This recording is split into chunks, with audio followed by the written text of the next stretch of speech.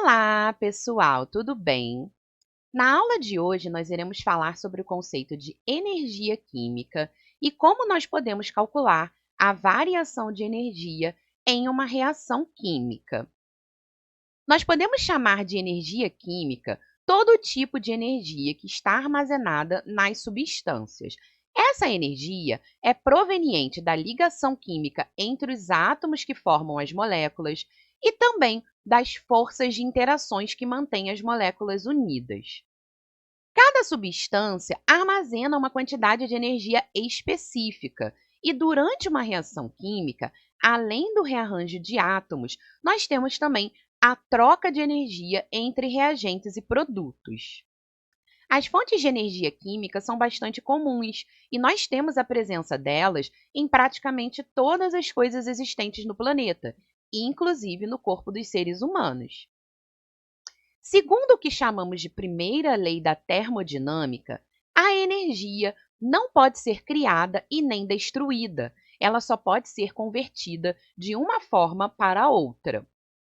Então, durante uma reação química, as moléculas vão sofrer uma reorganização dos átomos através da quebra e da formação de novas ligações. E durante esse processo, a energia química é armazenada nas ligações que compõem as moléculas, sendo transferida entre reagentes e produtos. Um exemplo cotidiano da energia química é a energia encontrada nos alimentos que comemos. A energia é armazenada nas ligações das moléculas que compõem o alimento e, ao realizarmos a digestão, liberamos essa energia para o organismo sob a forma de calorias.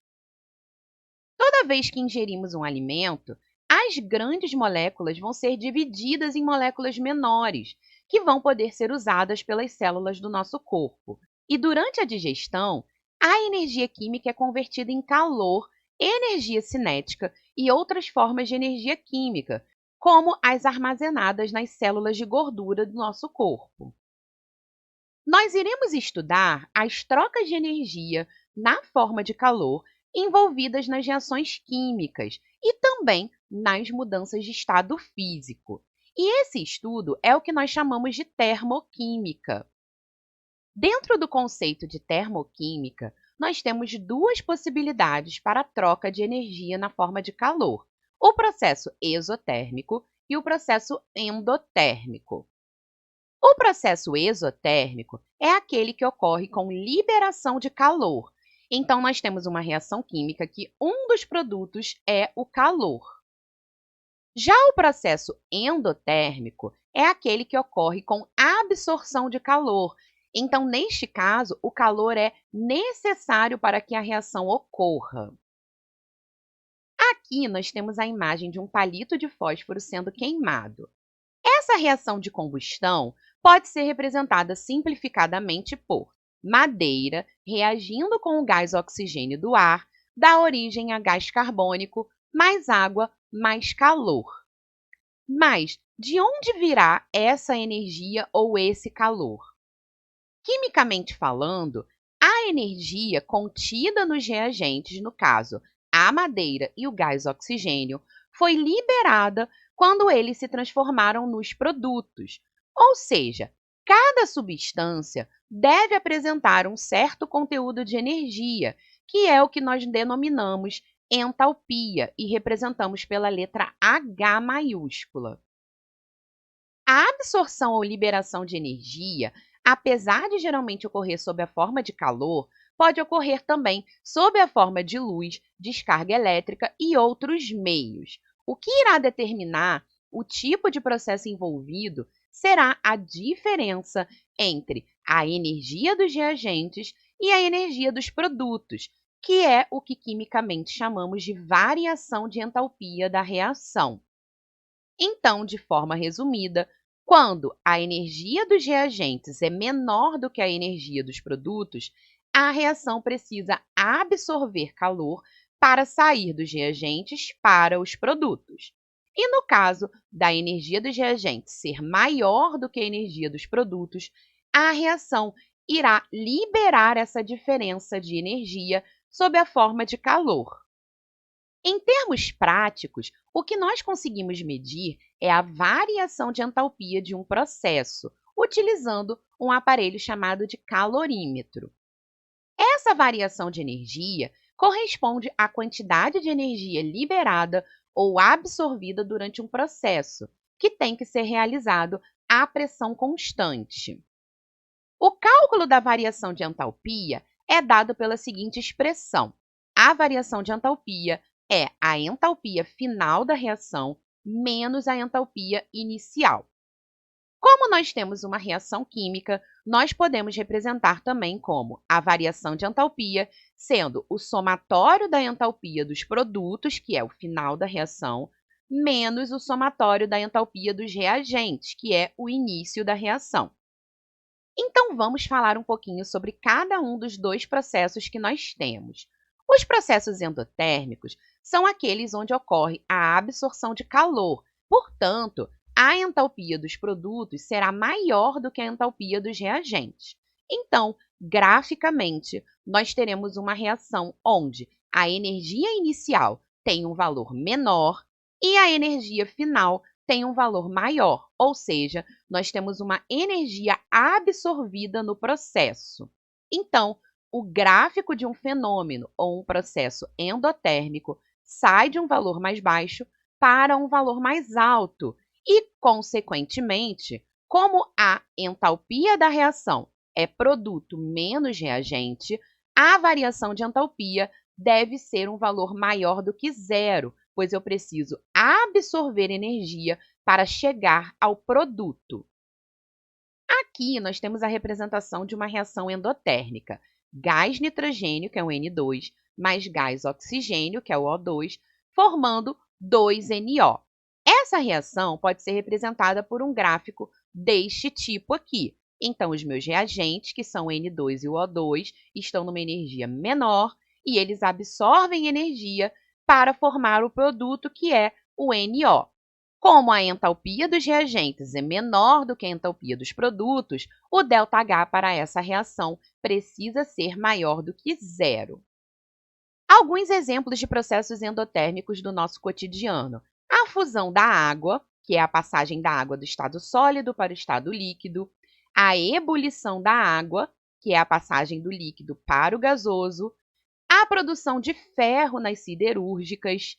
A fotossíntese também é um processo endotérmico, pois precisa da energia do sol, e as bolsas de gelo instantâneo, que também são processos endotérmicos. No caso dos processos exotérmicos, nós temos o raciocínio inverso. Como, num processo exotérmico, ocorre a liberação de calor, a entalpia dos produtos é menor do que a entalpia dos reagentes. Então, no meu gráfico, a energia inicial, que são os reagentes, terão um valor maior e a energia final, que são os produtos, terão um valor menor. Ou seja, eu libero essa diferença de energia sob a forma de calor. Como ΔH é a energia dos produtos menos a energia dos reagentes, neste caso, a variação de entalpia para essa reação deve ser menor do que zero.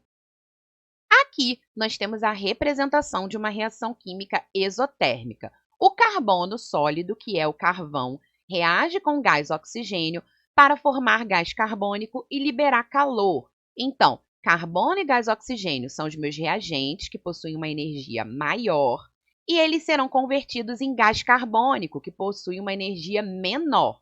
Então, como a entalpia dos reagentes é maior do que a entalpia dos produtos, a energia será liberada e o ΔH é menor do que zero. Aqui estão alguns exemplos cotidianos de processos exotérmicos. As reações de combustão de álcool, gasolina e outros derivados de petróleo, também vela, madeira, carvão e etc. Nós temos a liquefação ou condensação da água, que também é um processo exotérmico, a queima do gás propano e também a produção de amônia. Como nós vimos em alguns exemplos, as mudanças de estado físico também podem ser classificadas como processos endotérmicos ou exotérmicos. Logo, elas também possuem uma variação de entalpia. Então, aqui nós temos o exemplo da água. Na passagem da água sólida, que é o gelo, para a água líquida, nós temos um processo endotérmico, que tem um valor de entalpia de mais 7,3 kJ, ou seja, essa é a quantidade de energia que precisa ser dada para passar 1 mol de água sólida para 1 mol de água líquida. No caso da passagem da água líquida para a água no estado vapor, nós temos a necessidade da absorção de 44 kJ de energia.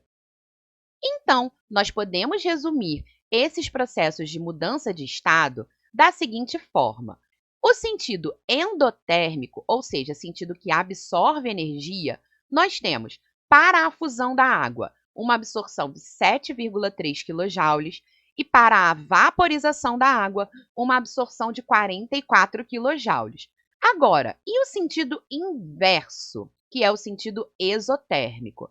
Nós teremos numericamente os mesmos valores, porém com o sinal trocado. Então, a liquefação ou condensação da água irá liberar 44 kJ de energia e a solidificação da água irá liberar 7,3 kJ de energia. Então, todo o processo endotérmico em um sentido será exotérmico no sentido inverso, com numericamente o mesmo valor de energia, apenas tendo seu sinal trocado.